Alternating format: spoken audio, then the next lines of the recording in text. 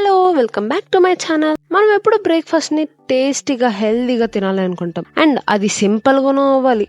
అది చాలా కష్టమైన కాంబినేషన్ అన్నమాట. మనకి ఈజీగా రాదు, అండ్ హెల్దీగా ఉండదు, టేస్ట్ కూడా ఉండదు. మూడు సెపరేట్ గా కావాలంటే దొరుకుతుంది, మూడు ఒకే కాంబినేషన్ చాలా అంటే చాలా కష్టం కదా. కానీ నేను చేసి ఈరోజు రెసిపీ అయితే సూపర్గా వస్తుంది. రండి ట్రై చేసేద్దాం.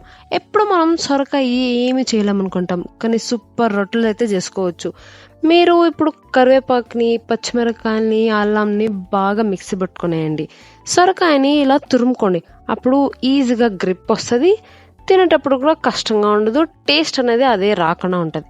అండ్ ఈ ఆకు వచ్చేసి సబ్బక్కి ఆకు అనేసి కర్ణాటకలో ఫేమస్ ఆకు. మీకు ఇది దొరకలేకపోతే కొత్తిమీర కూడా యాడ్ చేసుకోవచ్చు. ఇప్పుడు తురుముకున్న సొరకాయని యాడ్ చేసుకొని మిక్సీ పట్టుకున్న పచ్చిమిరకాయలు, కరివేపాకుని యాడ్ చేసుకునేయండి. ప్లస్ 1 టేబుల్ స్పూన్ జీరా, ఇప్పుడు సరిపడా ఉప్పు, ఇవన్నీ వేసుకున్న తర్వాత బియ్యం పిండి యాడ్ చేసుకోండి. మీరు బియ్యం పిండిని యాడ్ చేయాలనేసి ఏమీ లేదు, మీరు శనగపిండిని కూడా యాడ్ చేసుకోవచ్చు.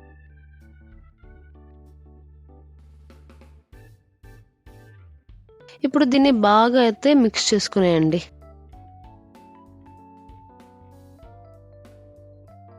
ఇలా బాగా మిక్స్ చేసుకున్న తర్వాత ఇప్పుడు వాటర్ యాడ్ చేసుకోండి. పర్లేదు, కొంచెం పల్చగా అయితే మిక్స్ చేసుకోండి, అప్పుడు మీకు స్ప్రెడ్ చేసేదానికి కరెక్ట్గా ఉంటుంది. చూడండి, ఇలా అయితే మిక్స్ చేసుకోండి ఈ టెక్స్చర్లో. ఇప్పుడు కొద్దిగా పిండి ఎత్తుకొని ఒక కాటన్ గుడ్ పైన అయితే స్ప్రెడ్ చేసుకోండి, అప్పుడు ఈజీగా స్ప్రెడ్ అవుతుంది. మళ్ళీ ప్యాన్ పైన వేసేదానికి కూడా కంఫర్టబుల్ గా ఉంటుంది. ఈ పేపర్ లేదా బటర్ పేపర్ పైన అయితే అస్సలు రాదు. ఈ ఆయిల్ పేపర్ తో కూడా కొంచెం ఆ ప్లాస్టిక్ అనేది వస్తుంది, కాబట్టి కాటన్ పెన్ వాడుకోండి. ఇక్కడ మీరు ఒక పేపర్ వేసుకొని స్ప్రెడ్ చేసుకోవడానికి ఈజీగా ఉంటుంది. సో మీరు మరీ పల్చగా స్ప్రెడ్ చేయకుండా కొంచెం మందం, లైట్ గా ఒక లేయర్ మందం లాగా చేసుకోండి. ఇప్పుడు మనం స్ప్రెడ్ చేసుకున్న రొట్టెని అయితే ప్యాన్ పైన వేసుకుందాం. చూడండి, ఇలా ఈవెన్ గా స్ప్రెడ్ చేసుకోండి. ఇప్పుడు ప్యాన్ పైన ఆయిల్ గ్రీస్ చేసుకొని మీరు రొట్టెని యాడ్ చేసుకునేయండి. లైట్ గా ప్రెస్ చేస్తే ఈజీగా ఊడొచ్చేస్తుంది అనమాట. కొంచెం ఆయిల్ స్ప్రెడ్ చేసి మూత పెట్టుకునేయండి ఒక 2 minutes.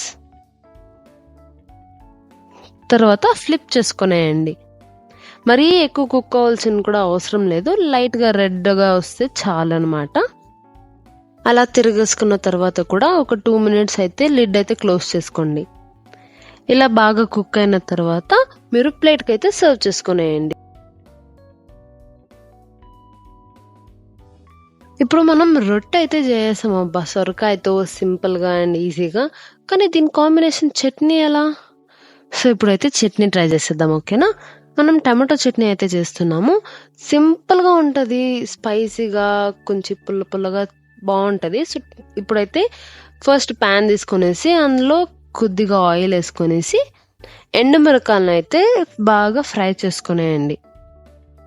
ఇలా ఫ్రై చేసుకున్న తర్వాత తీసి పక్కన పెట్టుకునేయండి.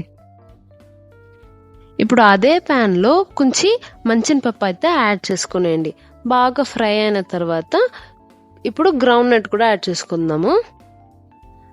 ఇప్పుడు 1 టేబుల్ స్పూన్ జీరా, ఇవన్నీ బాగా వేగిన తర్వాత టమాటాలు అయితే యాడ్ చేసుకుందాం. లైట్ గా ఉప్పు వేస్తే తొందరగా మగ్గిపోతుంది. ఇలా బాగా కలబెట్టుకోండి.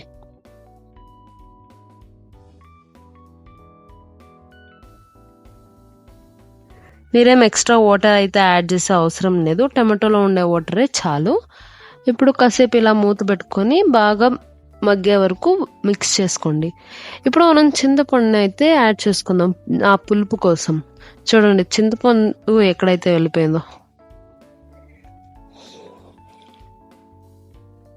సో ఇప్పుడు మనం సపరేట్ గా పెట్టుకున్న మిరపకాయలను అయితే మిక్సీ పెట్టుకునేద్దాము.